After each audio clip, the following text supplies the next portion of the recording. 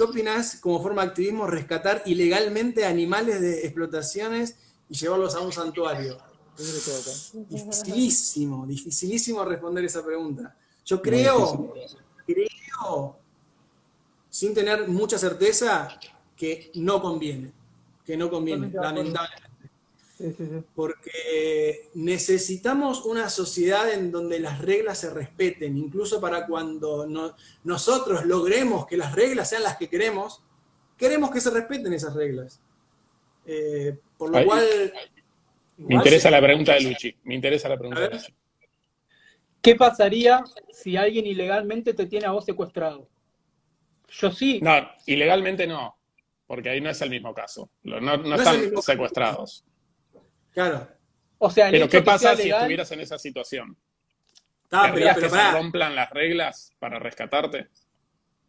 Pero pará, estamos hablando de que ahí el que está infringiendo las reglas es el que me tiene a mí secuestrado. Claro, ya se infringió una regla, sí.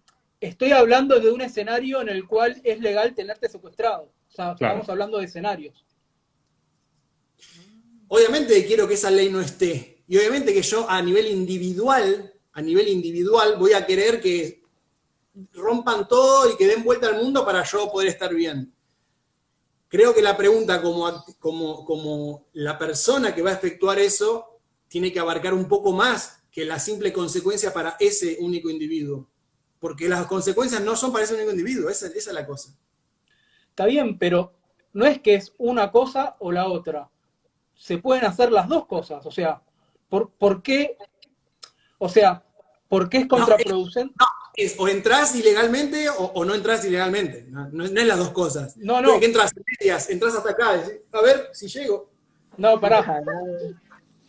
Lo que quiero decir es que puede haber grupos que se dediquen, como el Animal Liberation Front, y grupos que se dediquen en la parte legal y jurídica a hacerlo de la manera éticamente correcta. O sea, ¿por qué no ir por dos caminos simultáneos? ¿Por qué tiene que ser todos por un camino? Y porque el que está apelando a romper las reglas está fomentando eso, y en definitiva no es algo bueno a largo plazo, de que las reglas se rompan. Está bien, pero nadie tiene una vara mágica para saber a largo plazo todo lo que puede pasar. Eso... Estoy de acuerdo. Es que es lo que dije al principio, no tengo certezas sobre esto. Digo, me parece claro, que es mejor que las reglas se respeten e intentar cambiar las reglas. Sin ningún tipo de certeza. No, estoy de acuerdo. Es imposible medir todas las variables. Quizás el hecho de que haya mucha gente rompiendo las reglas invita a la sociedad a empezar a debatir si esas reglas no son injustas también. Bueno, está bien, pero vamos a suponer que estamos en la época de la esclavitud. Haciendo un paralelismo con lo que hoy en día los animales no humanos son esclavos. Nosotros no sabemos si algún día se va a abolir la esclavitud de los animales no humanos. Eso quizás pasan millones de años y esto se permanece así. Entonces, ¿por qué no hacer una diferencia para esos seres sintientes que están ahora siendo torturados en un laboratorio? O sea, tenés la opción de no hacerlo o hacerlo. Y quizás vos decís que... Yo creo que lo que Damo está diciendo es que tenemos que tener en consideración la consecuencia frente a otros individuos de lo que estás haciendo, porque si no estás teniendo en consideración solo esos individuos. Es que yo pienso que hay que tener en consideración a las víctimas, no a los victimarios. No me refiero a, ¿no querés que entre a rescatarlo? No, está bien, no entro entonces, perdón. No digo eso, no digo considerar los intereses del victimario. Digo que también nuestros actos, y sobre todo cuando respondemos a este tipo de preguntas, ahí está también la cosa, cuando respondemos a este tipo de preguntas, es ¿qué estamos fomentando, digamos? El hecho de fomentar romper las reglas, yo no sé, algo me da que pensar que no es conveniente a la larga. Ahí discrepo porque una de las reglas del ALF, del Animal Liberation Front, es primero hacerlo totalmente anónimo y no fomentarlo eso. O sea que la primera regla del ALF es que las células clandestinas del ALF no hablar del ALF. O sea que ellos no lo fomentan eso. ¿Y cómo se conoce? ¿Cómo se conoció el ALF? Por a través de la difusión de videos, pero no lo fomentan a nivel dando la cara, por eso se tapan, por eso usan pasamontañas. No importa la cara, digo el efecto de... No necesitas mostrar la cara para fomentarlo. Claro, pero digo, no hay una apología de un grupo que se autodenomina de esa manera, que no es lo mismo que alguien que lo haga un grupo que lo haga de forma pública, saliendo a la calle a dar panfletos. No. Con público me refiero a que la gente conozca ese acto, no a que conozca, a que individualice quiénes son las personas que están haciendo eso. No. Digo, que se conozca y se difunda el hecho de romper las reglas. A mí personalmente no me convence. Pero vamos a un ejemplo concreto, ¿no? Suponete que un grupo entra a un laboratorio donde están siendo torturados conejos y los libera y los lleva a un santuario. ¿De qué manera eso es contraproducente? A un ejemplo concreto, ¿por qué es contraproducente? Pues igual mismo, o sea, rescatan a esos conejos. Ya no hay conejos en ese laboratorio. El laboratorio sigue existiendo. Van a reemplazar los conejos que estaban con otros conejos y no haces gran diferencia en cuanto a escala de sufrimiento en los animales. Salvaste a unos, pero hay otros después. Son reemplazables en este tipo de contextos. Está bien, pero ¿no vale la pena haber hecho una diferencia para esos que estaban sufriendo? O sea, eso no vale la pena. Yo siento que... Para ellos es lo mejor que puede haber pasado. Claro, pero comprarlos también en ese caso. Para ellos es lo mejor que le puede pasar. Sí. Bueno, pero ahí igualmente... Ahí las consecuencias son más claras. Sí. Las consecuencias de que estás, o sea... Generando la demanda. Claro. Eso es... ¿Qué es eso? No, pero quería eliminar el argumento de que solo tenemos que tener en consideración los intereses de esos individuos, digamos. No siempre es así. No. Es que si fuese solo así, claro, estoy de acuerdo con que hay que intervenir todo y romper todas las reglas. Si fuese solo eso. A lo que me va llevando esto es, ¿qué pasa que si gracias a actos individuales y que tal vez no hacen ninguna diferencia, que en eso estoy de acuerdo con ustedes, ¿qué pasa si eso contagia a que en forma más masiva muchas células clandestinas empiecen a hacerlo como una revolución, que es como se dieron las revoluciones que se abolió la esclavitud? Tuvo que haber violencia. ¿Cómo se impidió que en la Segunda Guerra Mundial que los nazis tengan campos de concentración? O sea, tuvieron que invadir Alemania para cortar con eso a través de violencia. No hay para terminar con la violencia, lamentablemente a veces hay que ser más violentos que el violento. Entonces, ¿qué? Las estadísticas no indican eso, Lucho. Las estadísticas no indican eso. Hay estadísticas, las únicas estadísticas que hay, después si querés te las paso, muestran que la mayoría de logros en materia de derechos se lograron mediante el diálogo y no mediante la violencia. Hubo casos violentos de éxito, pero la mayoría no fueron con violencia, a pesar de que uno intuitivamente piensa que sí. O sea que las revoluciones no sirvieron de nada, digamos, violentas. Las revoluciones sociales, las guerras civiles.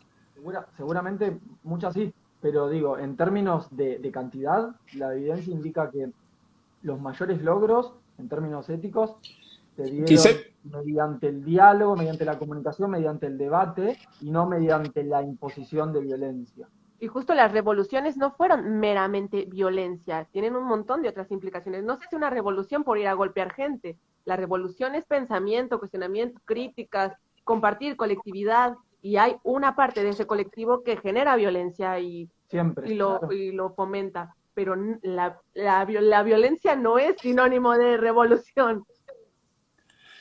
Está bien, pero igual el argumento de la violencia depende también quién la esgrime y de acuerdo a qué contexto, porque si yo veo una persona pateando un perro en la calle, está siendo violento, y si yo quiero detener ese acto individual, tengo que enfrentar a esa persona y va a querer imponerse sobre mí físicamente. Yo creo que la violencia está justificada con la violencia también. O sea, si alguien viene y te pone una pistola en la cabeza, vos a un ser querido, y vos tenés un bate en la mano, y me parece que está justificado que vos actúes violentamente. O sea, hay ciertas situaciones. Le rompo todo. Claro. Pero no es la pregunta acá. No, por eso acá la pregunta es ¿qué es lo más eficiente? Claro. Igual claro, pero digamos, si a tus seres queridos, en un hipotético escenario, legalmente los tienen secuestrados para explotarlos, ustedes dirían que es contraproducente liberarlos porque hay que hacerlo a través de la legalidad y de otros medios que no sean violentos. O sea que los dejarían ahí, a sus seres queridos.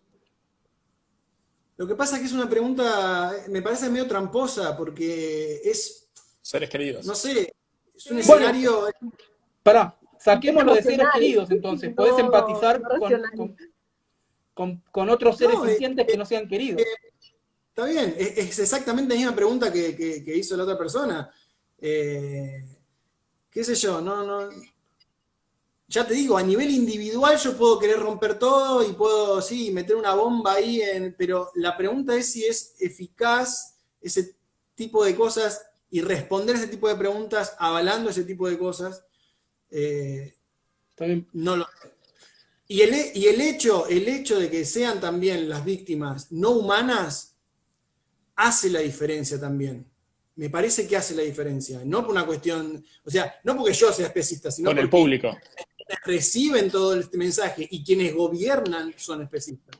Por lo cual, no lo sé. Te doy un ejemplo concreto, Damo. De vuelta, veo un gato en la calle al cual lo están cagando a piedrazos.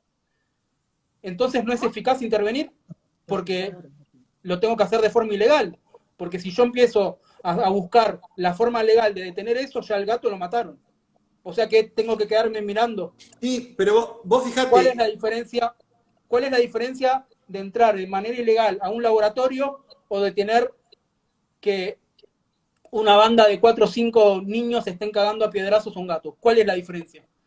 Estar violentando a un gato también es contravencional mínimo, seguro. Bueno, ponele que un gato no, un gallo. Están personas que es legal. Las peleas de gallo en México creo que son legales.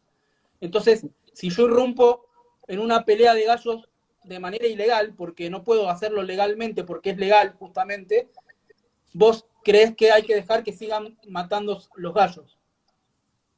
No, yo no digo eso, no digo que hay que dejar que, no, ojalá que no sucediera eso. Lo que digo es que no sé si a largo plazo ese tipo de conductas tiende a una sociedad más favorable. No lo sé.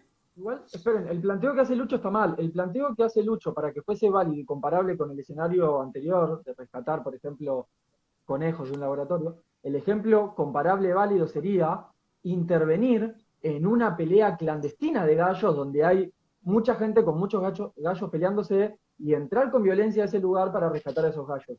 Ahí me parece que el ejemplo tiene una relación mayor con el ejemplo de entrar a un laboratorio a rescatar conejos. Porque si vos pones un ejemplo particular, los ejemplos particulares donde hay violencia, sí está justificado evitarlo si no queda otro último recurso con violencia. Pero acá estamos hablando de una cuestión sistematizada, legal, o bueno, puede ser ilegal, pero que la mayoría lo aprueben, o que muchos lo aprueben, muchos lo consuman. Son ejemplos, me parece, diferentes. Por lo menos el de laboratorio es totalmente diferente. Es comparable con el de la ganadería o cualquier forma que está establecida social, moral y legalmente.